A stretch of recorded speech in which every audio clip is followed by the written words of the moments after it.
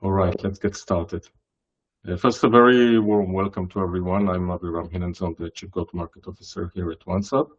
It's great to see such a fantastic turnout for the webinar today.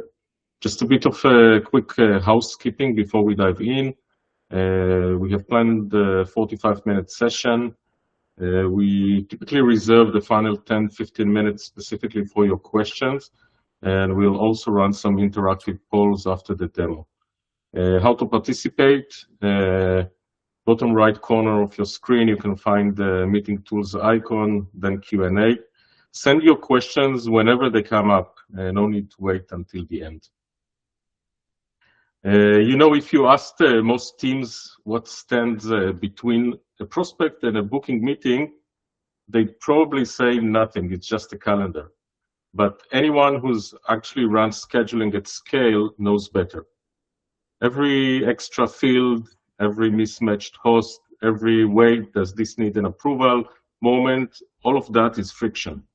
And friction, as we all know, is where deals lose momentum and clients get pissed off. So today we're going to talk about, not going to talk about scheduling in the abstract, we're talking about 5 very specific practical ways to remove that friction.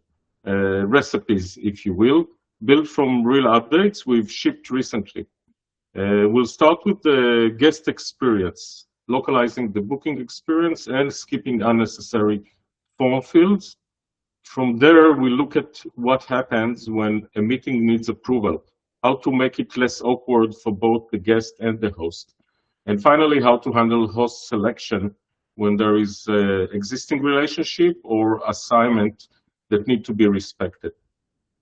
After that, we'll zoom out to setup at scale, how to simplify and gain more control over your configuration as you grow, including using templates to make setup faster and also important, more consistent.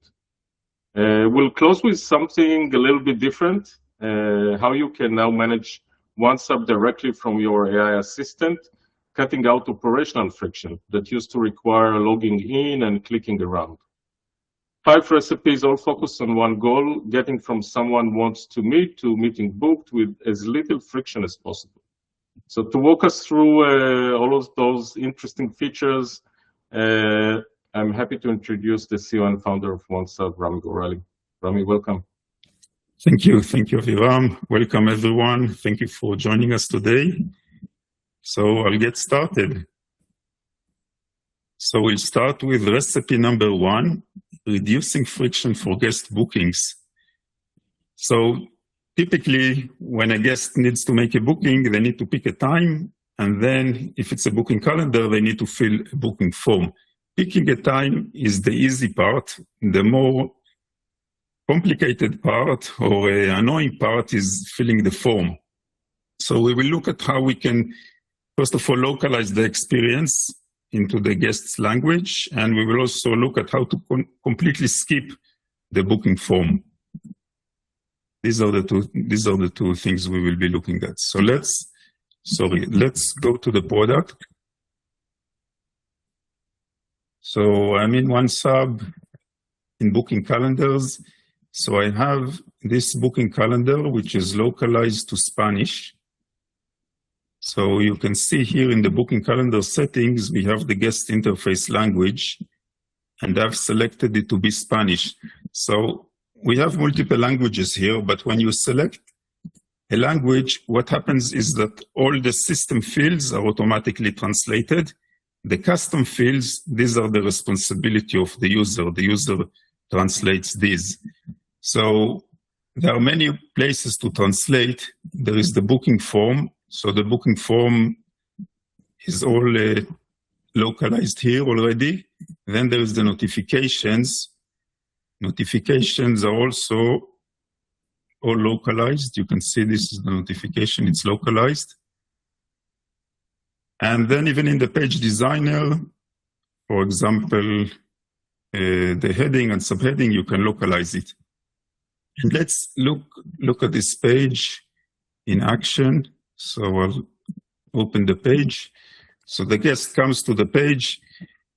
This is an onboarding meeting. There are multiple types of availability. Even the browser wants to translate it. I will not translate it.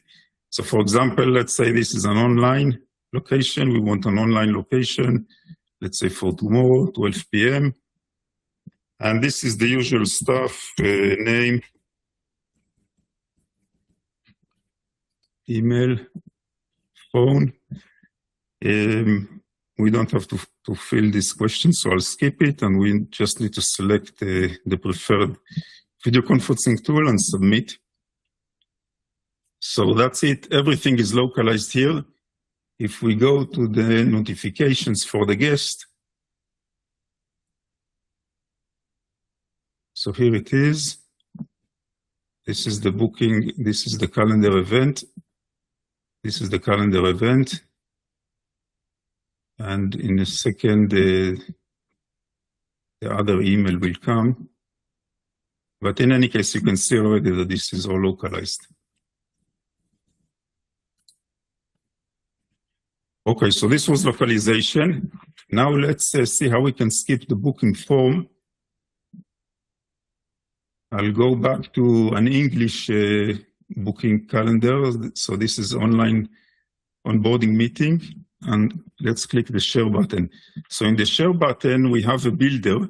If you click on personalization and tracking and URL parameters, you can see this checkbox, skip the booking form if all required questions are pre-filled.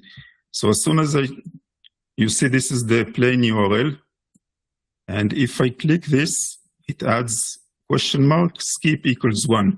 So once we have this command in the URL, we will always, the system will attempt to skip. Now, if it knows the data for the questions, it can skip. But if it doesn't know, it will not skip a question for which it doesn't have data.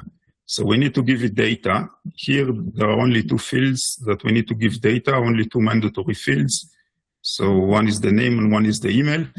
This is going to be adjusted based on the booking form. And this is what we call a static link because everything is already set in the link. The way you would typically use it is you would actually put it into a CRM or a marketing automation system or an email system, and you would replace the email with a dynamic field called email that will actually pull the data, and you will replace all the static fields with the dynamic fields, and then you're sending it automatically from the system. Let's see how this works. I'll just open the page so you can see the page has this URL, skip equals 1. So here, let's select a different location. This is a physical location. And we pick the time and that's it, it's done. So there was no booking form for this booking. Okay, let's move to the next recipe. So next recipe is about reducing friction for uncertain bookings. So the problem is that sometimes your schedule is very fluid. Like even if your calendar is empty, you're not sure, maybe you need to travel or there is some other unexpected issue that can come up. That's one case. Another case is that you're not sure that you want to accept the meeting. So what we have is booking with approval. And I'll show you how it works. So here we have a discovery call with approval. And there is a setting here in the session type. So it's a single session. And we've checked approval required. So what will happen when the guest submits, the meeting will not be booked. It will just generate a request. The host will receive the meeting request and either approve it or decline it. And we will see how this works. So I can use this as just as an independent booking calendar. That would be a good fit if I'm not sure about my schedule. But we can also use it in lead generation scenarios. And I'll show you how we're going to use it in a routing form. So I'll go to the routing forms. And we have a contact us routing form. This is the routing form. So I'm showing you the flow. Basically, it's asking a question about assets under management, then asking a question about the type of relationship, then asking for email and the name. And then there is a decision point.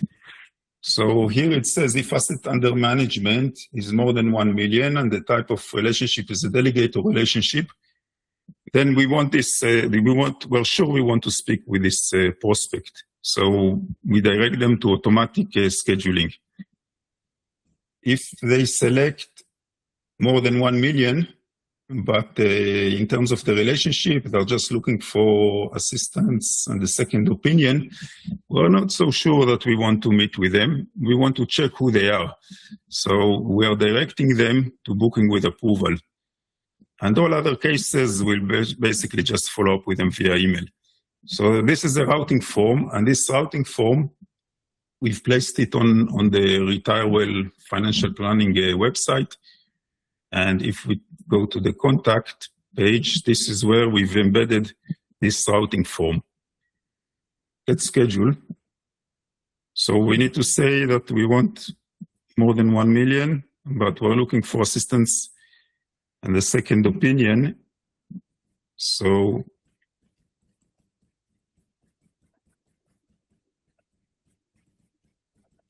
what this will do is it will take me to the booking with approval.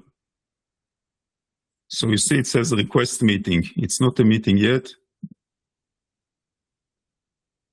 Submit meeting request. And your meeting request has been sent for approval. That's it. And here we just made another note to make sure they know it's received and you need to hear from us. So what happens now is if I go to the guest's email,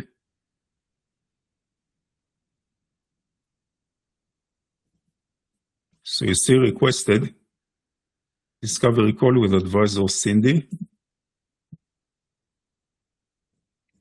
So it has been requested, but not approved yet. If we go in OnceHub to the activity stream, so we can see this is the meeting request, and you have approve or decline. So here I'm going to approve it. Meeting request approved. And now Gloria is going to receive another email approved. Discovery call. So now it's a meeting. So now it's a meeting and there is a Zoom link and everything. So that's how, if you're not sure if you want to meet with the lead, that's how you can actually approve them or decline. So that was one thing that we did with the routing form.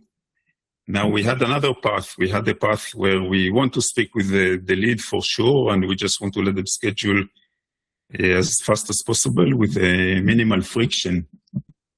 And I want to show you the booking calendar that we're using here. So we're using this discovery call booking calendar. It's a booking calendar that has 7 advisors in round-robin distribution. If I click on it, you can see these are the advisors, 7 advisors. I've set some max workload. You can see they work hard, many meetings. You can also have workload rules per day. You can stack additional workload rules per day and per week. But that's not the subject now. But this is the page. So it's a page that automatically assigns in round robin to the advisor. Now, what we want to avoid is we want to, those that are qualified, we want to let them book immediately. But sometimes what can happen is that someone books and maybe after a week or 2 weeks, they want something and then they book again. And we want to make sure that when there are repeat bookings, we want to make sure that they are always routed to the right advisor. We don't want them to go to different advisors. So this is how we go to recipe number 3, which is reducing friction for repeat bookings. So this is exactly coming to solve the problem that a prospect will talk to one team member and then schedule a meeting. another meeting, and then that meeting will be scheduled with a different team member, and maybe they're going to hear different messages. We always want any repeat booking to go back to the same contact owner. So we support this with our CRM integrations for HubSpot and for Salesforce. And that's the scheduling with the CRM contact owner feature. So I'll show you how it works.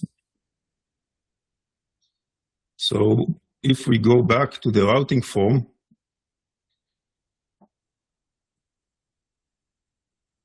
this is the routing form that we saw before.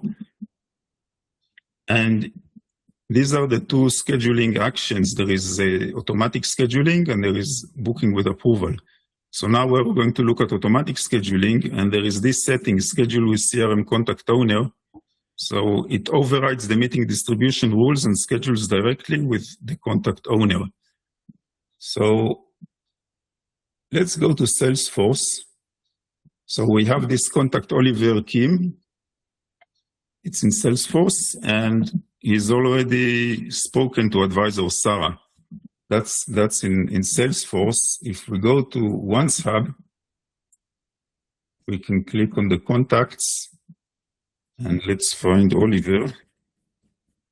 So this is Oliver Kim.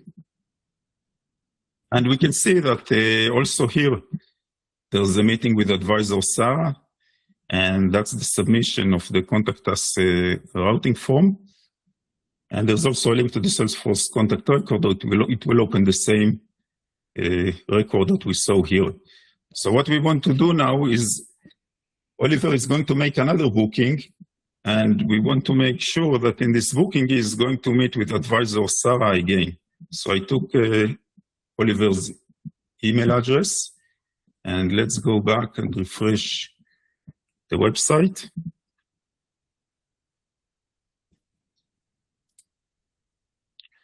So the path is more than 1 million, and we want to delegate a relationship. That takes us to automatic booking. And this is Oliver's email address.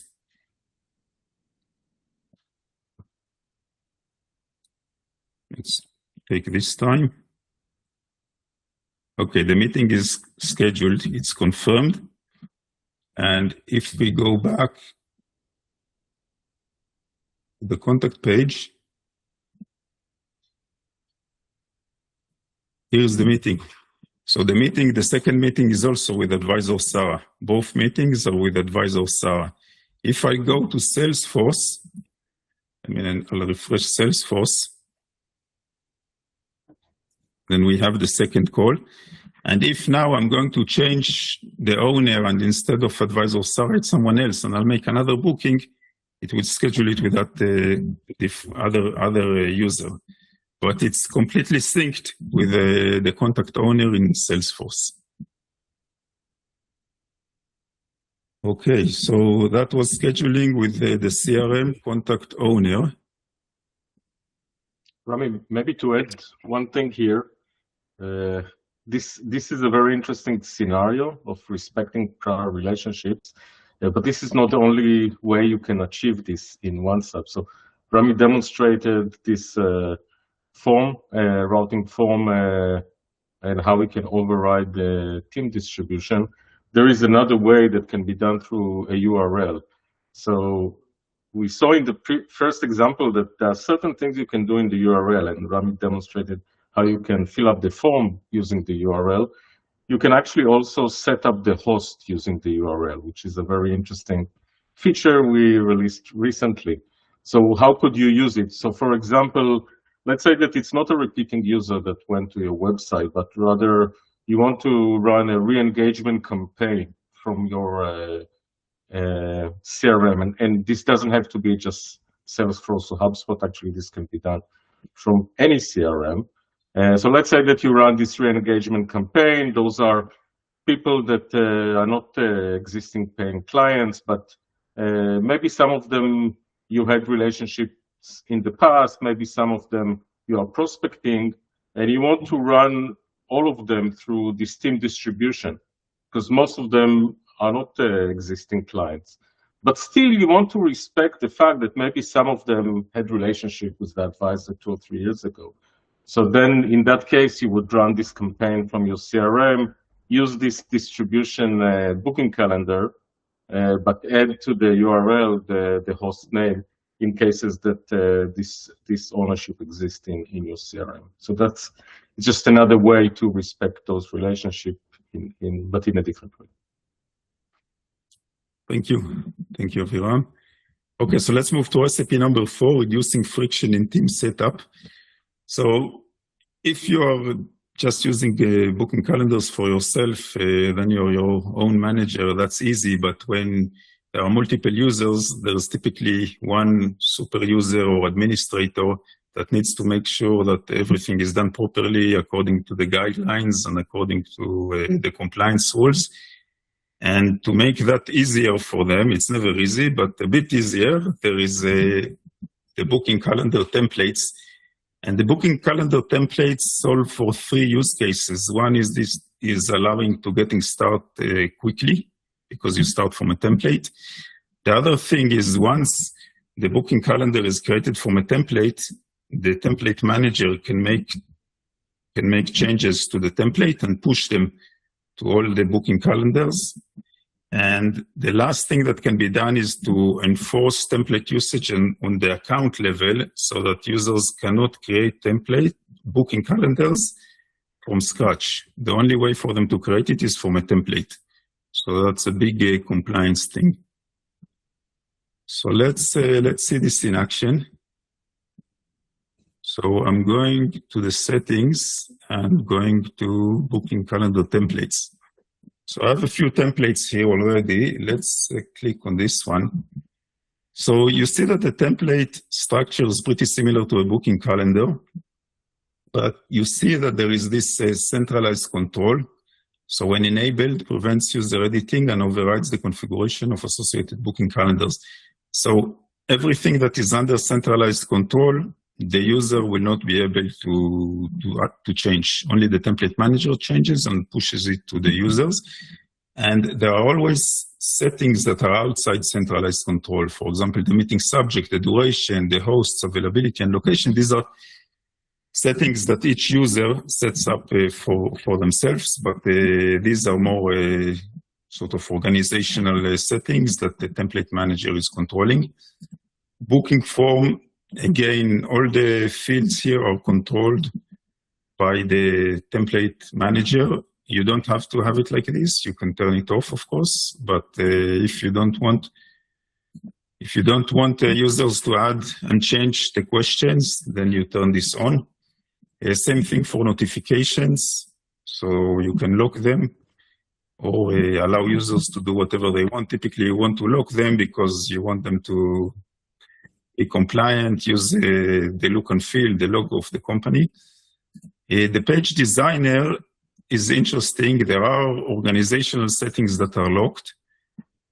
And there are settings like the profile image, the header, welcome message. So these are not locked. So I can change them on the booking calendar, but all the look and feel, the footer for compliance purposes, this is all locked. It can be locked if you want. If you don't want, you don't have to lock it. Okay, so let's see how we can use the templates. So I'll go to booking calendars and let's create a new booking calendar. So you can see I can either create it from scratch or from a template. Let's select template and let's select the sales personnel template. And here I can give the name and the host. Let's say this is the name for the booking calendar. So now I'm using a template, and you can see these are settings that I can change. I can set the duration to 45 minutes, for example. And of course, the host, I need to select the host. I'll select Henry host. I mean, that's simple. But you see, all these settings are locked. I mean, I can see them, but I cannot do anything here. They're all locked because that's how we set up the template. Let's save this. Same for the booking form. It's all locked. I cannot add questions. The notifications, also they are locked. I mean, the only thing I can do is view them, but I cannot change them. And in the page designer, so what I can do is I can add I add my image, for example. I can add an image, and I can add my name. Yeah, and message. This I can do, social links, but all these organizational look and feel settings and the footer, they are locked for me. So that's how I'm using the templates, and you can have multiple templates. Users, as soon as they sign up, they can start from the template. It's very quick, and it makes sure that it is all compliant. Next thing, let's go to the template and push a change. So I'm going back to booking calendar templates. So let's make a big change that's easy to see. I actually don't like this background, so I want to change to a custom one that I think is much nicer. That's this one, much nicer.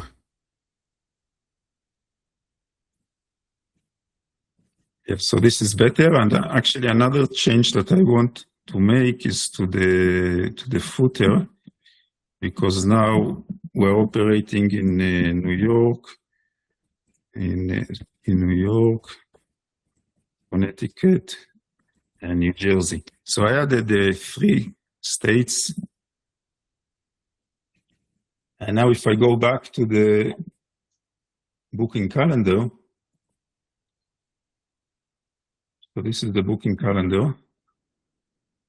And if let's actually look at the page designer, we can open it. So yes, you can see the 3 states, New York, Connecticut, and New Jersey. And you can see this background, which is, I think, much nicer than the office. Okay, the last thing I want to show with templates is how you enforce templates at the account level. So we go to settings, and there is account permissions. So this is where we can set permissions at the account level and various restrictions. There is this one, enforce booking calendar templates, it's off. Now I'm turning it on. Only the account owner can turn it on. And I'm the account owner, so no one else can mess with it. Only one person, the account owner. If I go to the booking calendars and click on create booking calendar, I have to select a template. There's no way for me to start from scratch, only from a template. Before we had 2 options, scratch and template. Now we only have the template option. Okay, so that's templates. Let's move to recipe number 5, reducing frictions in settings update.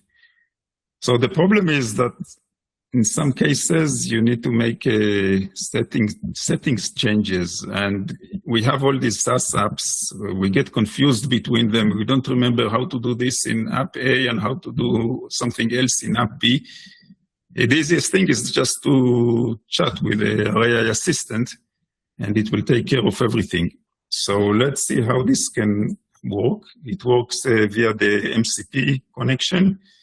That's basically call for a conversational API that talks from the assistant to OnceHub. And let's look at a scenario. So we have a crisis. The market is down more than 3%. We're expecting many panic calls from clients. And we want to cancel all the meetings this afternoon. We want to send requests to reschedule. And we want to block my availability for the rest of the day. So I can answer the phone. So let's see how we can do that. So I have Claude here. So let's first of all ask Claude, show my OnceHub meetings for today.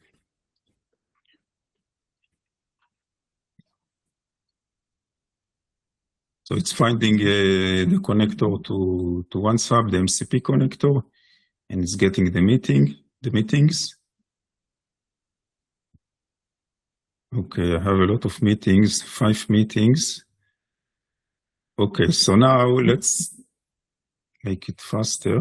I have a prompt ready here. So I'll just copy it.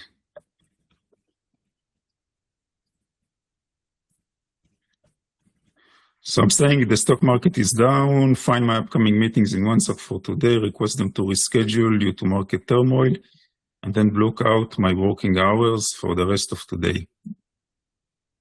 So let's see how it starts working on this. So what we will want to see is that the meetings are getting cancelled and that the reschedule requests are being sent. And we will also go to check the availability and see that the date-specific availability was changed. And the other advantage of this is if we have to do it in OnceHub, we have to go to each meeting and cancel it and request reschedule. So I do it one by one. And here I just give one command and it does it for me. So, I mean, it's from a scalability perspective, it's a very big advantage. Okay, so it's all done. So let's check. Let's see that it actually did a good job. So we can go to activities. Okay, so you can see all the cancellations, 1, 2, 3, 4, 5. And you can see market turmoil today requires my immediate attention. Apologies for the short notice. I'd like to reschedule. So all of them receive this message. If I go to Gloria was one of them, I think. Let's see. No, Gloria wasn't one of the meetings. Otherwise, I would show you the reschedule request, but it's the same. Let's see the availability. So I'll go to scheduled meeting availability. And you can see that in the date specific override, Tuesday, today, I'm unavailable. So that's it. I cannot get any more bookings today. So this is something that if I would have had to go into OnceHub and remember how to do it, when I don't go into the settings every day, it can take some time, especially when it's 5 meetings. And this was all done just by chatting to Claude. So I think that's it for today. We had a nice participation and many questions coming. And thank you again, Rami, for the demo. And thank you, everyone. Thank you. Thank you for attending. Have a great day. Bye. Bye.